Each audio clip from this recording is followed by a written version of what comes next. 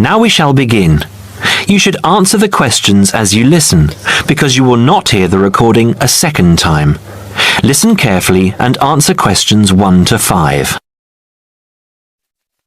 Peterson. John Peterson.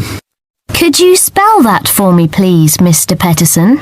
P-E-T-T-E-R-S-S-O-N. That's a double T and a double S. Am I right? That's right. Now, could I ask you where the course takes place? Well, we offer courses in Hamburg and Berlin. For your level, there's never a problem. There are always plenty of people for the intermediate classes. Oh dear. Does that mean that there might be a lot of students in my class? I wouldn't be very happy about that. No, don't worry, Mr. Peterson. The maximum class size is 12, but I've never known there to be more than 9 or 10 in a class. It could even be 5 or 6. Good. Actually, I'd prefer to study in Berlin. And how long is the course? 3 weeks, 5 hours a day. 2 hours only on Saturday. Sundays free. I see. And what about accommodation? There you have a choice, Mr. Peterson. You can either stay with a German family who are used to having such guests, or you can stay on the university campus, or we can book you into a nearby bed and breakfast. Is there a big difference in price? Not really. Staying with the family works out the cheapest, and the bed and breakfast is a bit more money. Staying on the university campus comes somewhere between the two price-wise, but Berlin is not too expensive anyway. Which do you recommend? Well, if you want to practice your German and be part of a German family, I would recommend staying with a family. Our families are all hand-picked, and we've never had any sort of complaint. Yes, I'll probably do that then. What are the dates of the course? The first summer course starts on the 1st of June in Hamburg and a week later in Berlin, which is what would concern you as you have chosen the Berlin course. That's the 8th of June. The next course would begin on the 2nd of July and then... The 2nd of July course would be perfect for me. Can you put me down for it now? Certainly, Mr. Peterson. Can I have your address, please? 26 Mayfield Drive, Orpington, Kent. I'm afraid I can't remember the postal code. Don't worry, Mr. Peterson. I'll check on it. Before you hear the rest of the conversation, you have some time to look at questions 6 to 10.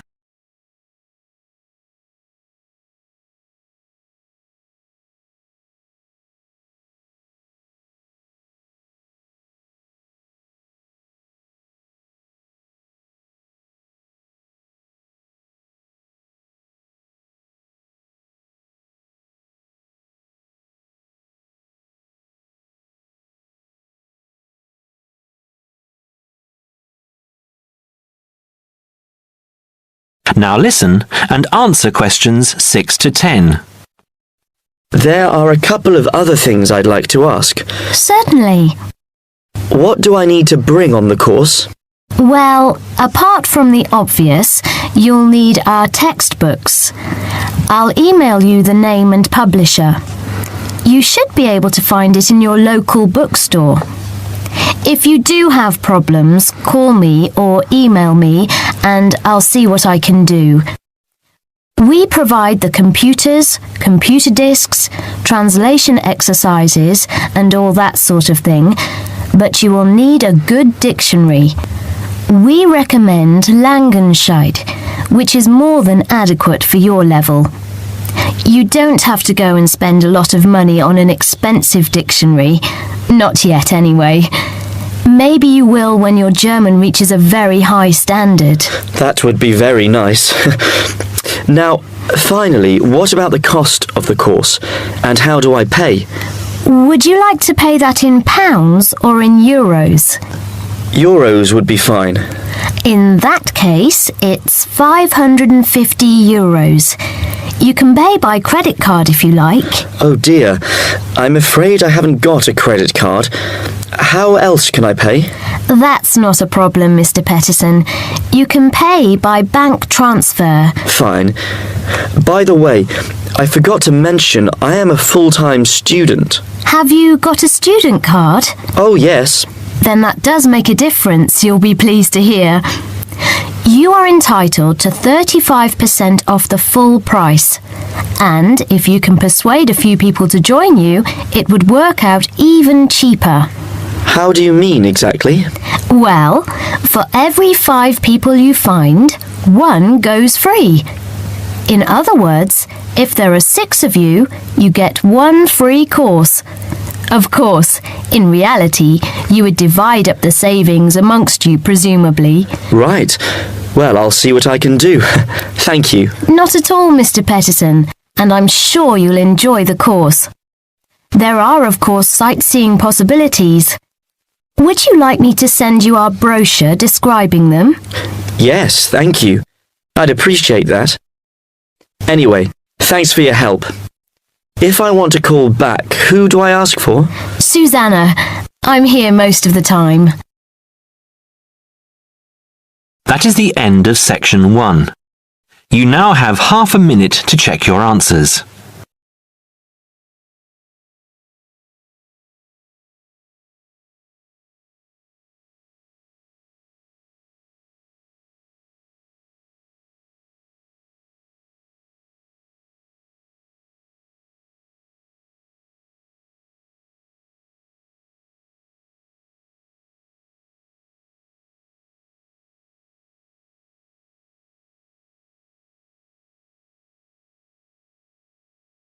Now turn to section 2.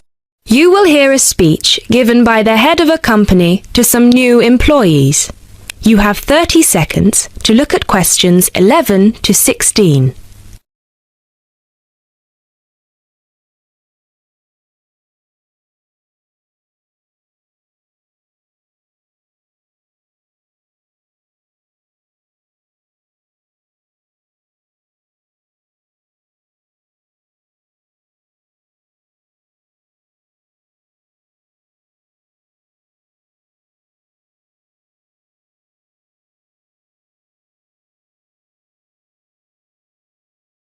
Now listen carefully and answer questions 11 to 16.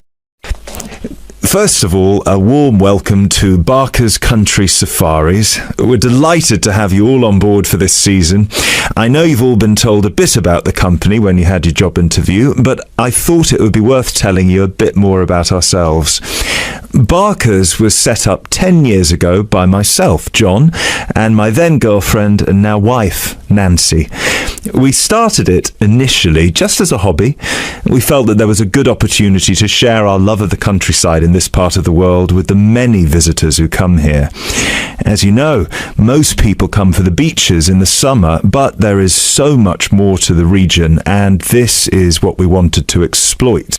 Nancy and I were born near here, and as teenagers we went climbing, kayaking, whitewater rafting, potholing, and just straightforward walking. This district is in our blood, and we love it.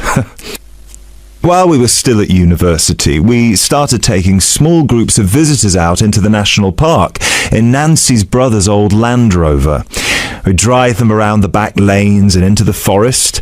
We'd also organise rock climbing tours for friends of friends. Then, each year, without us having to advertise, people came back to us to ask for more excursions and trips.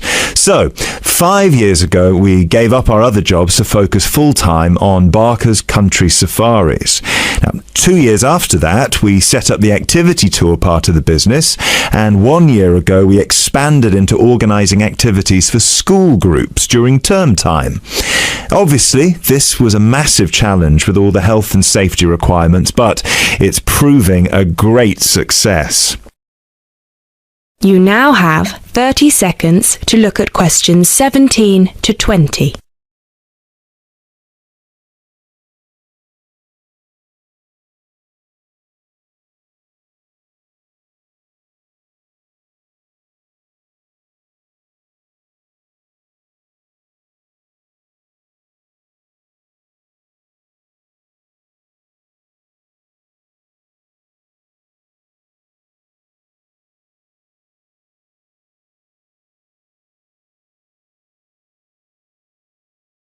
Now listen carefully and answer questions 17 to 20. Anyway, we'll certainly not be dealing with school parties during the summer holidays. Our clients for the next 3 months are mostly family parties or groups of friends, and I'd like to talk a bit now about the tours we offer and what your responsibilities will be. Our most popular excursion is the Woodland Tour and Trail. Now, often this is sold out and we have all of our 10 jeeps in convoy with 8 people in each jeep. It's a lot of fun. These tours really offer a taster of what we can provide. So, as both driver and guide, it is important that you do a good job here so they come back for the bigger tours. I will talk about the commission package later. As the summer days are so long, we have 3 tours each day, but you will not be expected to work on more than 2 of them. Morning tours start at 8 a.m. and go to midday. Afternoon tours are from 2 p.m. to 6 p.m. and then evening ones 7 p.m. to 11 p.m. All the tours follow the same route and you should have made yourselves familiar with all the key information. This was provided to you in the information pack you were sent when you accepted the job offer. This is important, so if you haven't had time yet, please do so now. Our second most popular tour is the Family Exclusive. Now, this tour is for the whole day and for only 1 group. Usually it is just 1 jeep, but sometimes there are 2 if the party is large. These tours go from 10 a.m. till 5 p.m. and include lunch at the Brown Bear in Lower Middleton. We have a number of different routes for these tours as we don't want our premium clients being made to feel that they are part of a large package deal. You will be told which route to take with your weekly schedule. Now, I'd like to move on to these specialty tour packages. These are the ones that we're keen to book people on once they've done the Woodland Tour and Trail trip. That is the end of section 2. You now have half a minute to check your answers.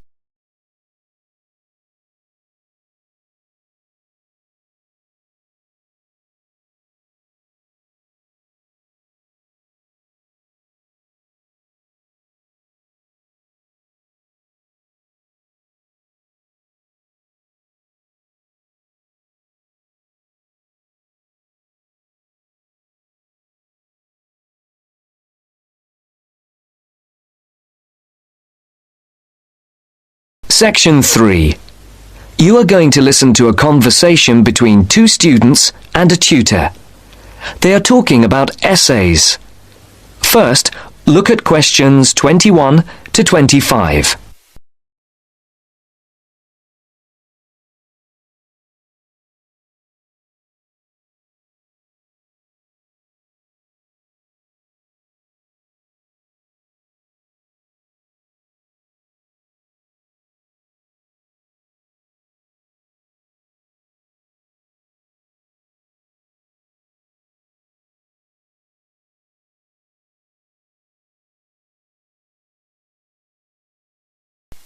As you listen, answer the questions. 21 to 25.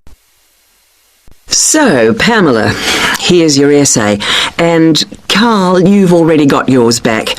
Anything you want to ask or any comments? Can you just go over again for us how the marks for our essays go towards our final grade? Well, over the year, you're meant to write 5 main essays for this course. Yes. And each essay's marked out of 20, which gives you a total of 100 marks. Yes.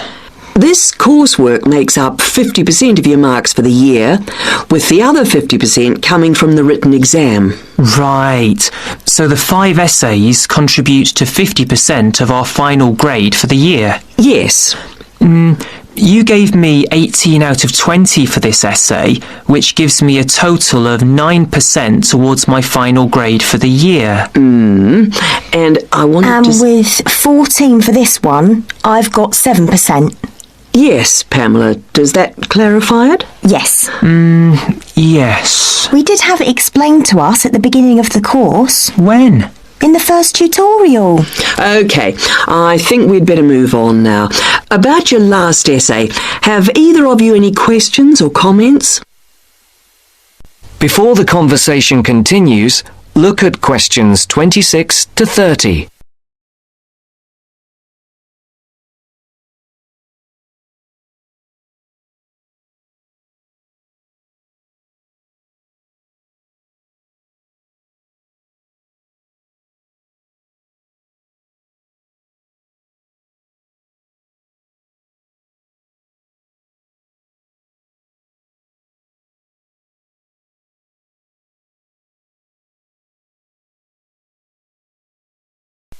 As you listen to the next part of the talk, Listen carefully and answer questions 26 to 30.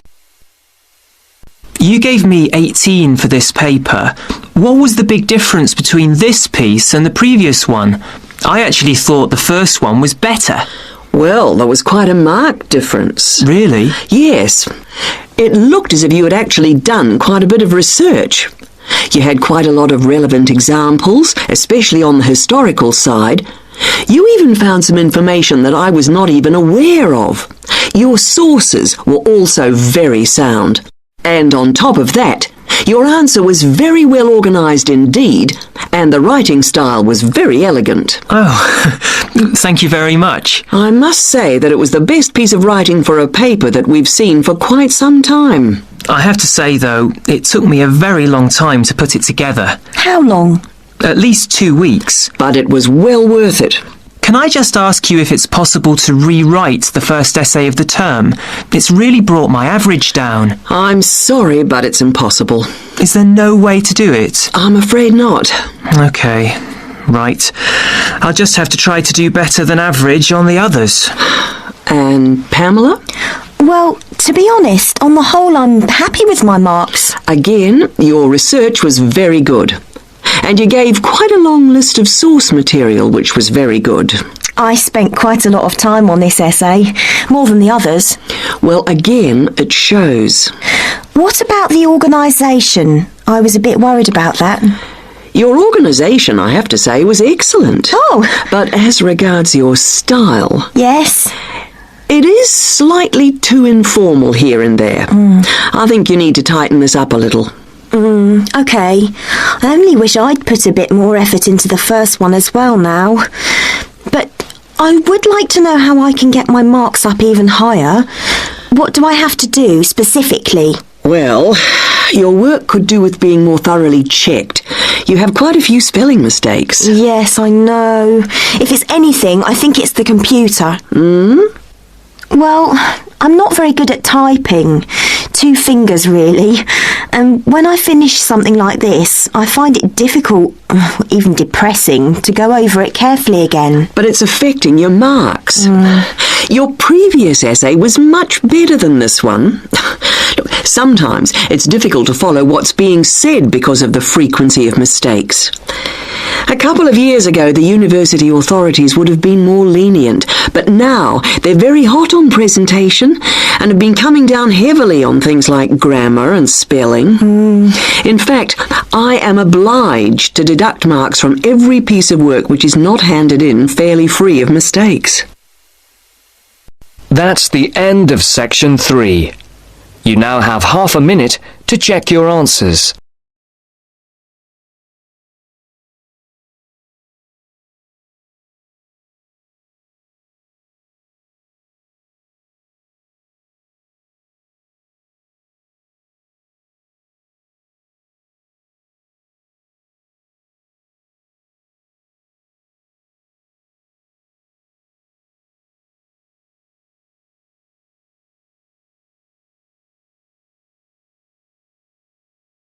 Section 4. You are going to hear a lecturer giving a talk about whale migration.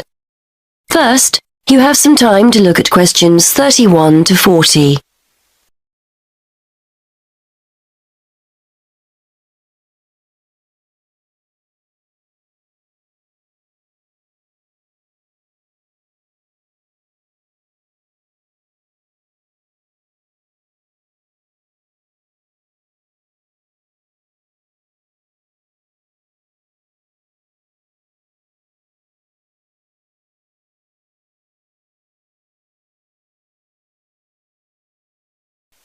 Now listen and answer questions 31 to 40. Today we're going to continue our investigation into the use of technology in plotting oceanographic migratory patterns. And I'd like to focus specifically on creatures that we didn't even realize existed until very recently. Pygmy blue whales. In particular, I'd like to talk about a high-tech method of tracking that researchers have used to find out more about these creatures. Pygmy blue whales, which are one of several subspecies of blue whales, spend their lives in the vast expanses of the Indian and Southern Pacific Oceans. They were first identified as a distinct subspecies in 1966.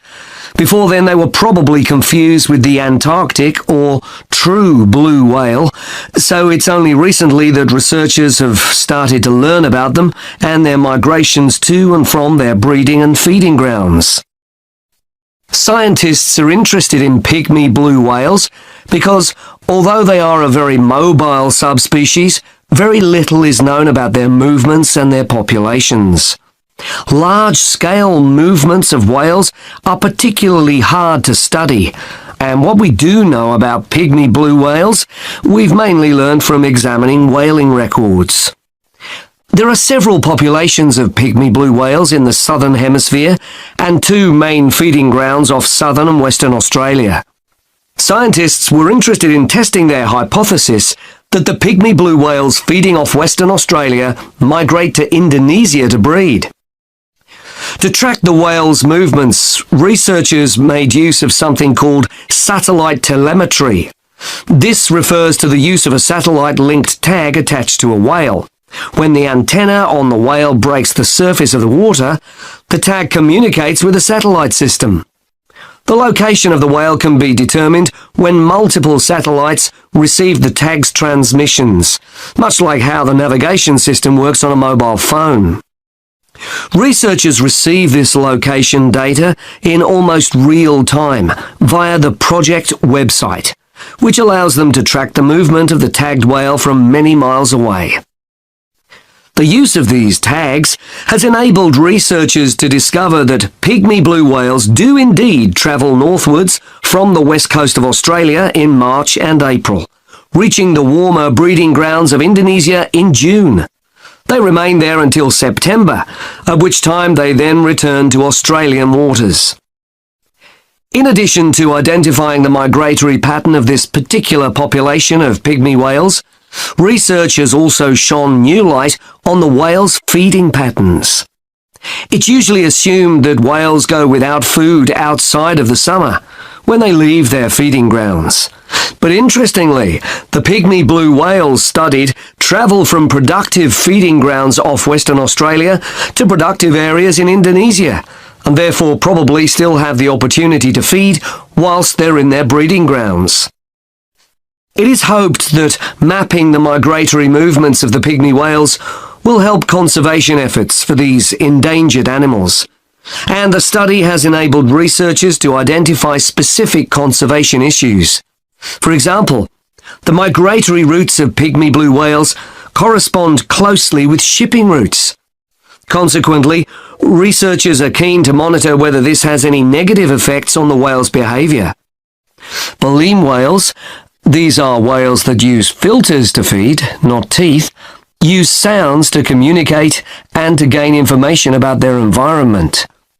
Clearly, as pygmy blue whale movements correspond to shipping routes, there is potential for the noise generated by ships to affect communication and hence social encounters and feeding.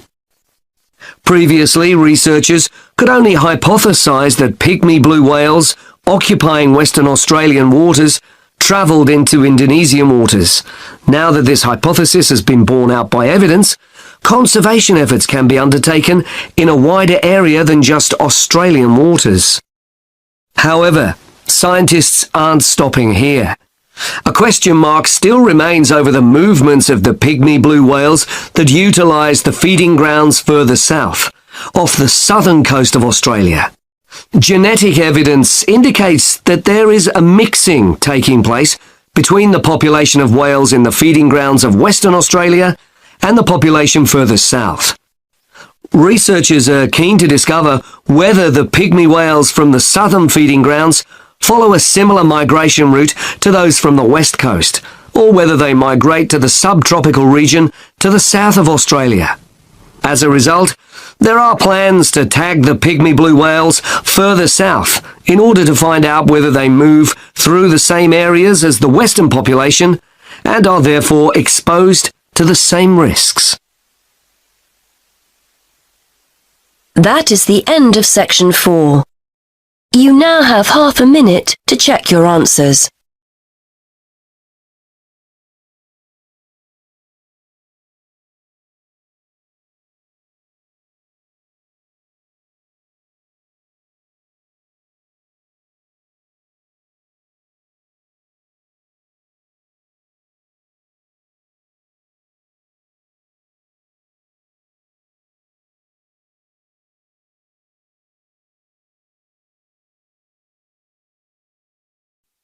Give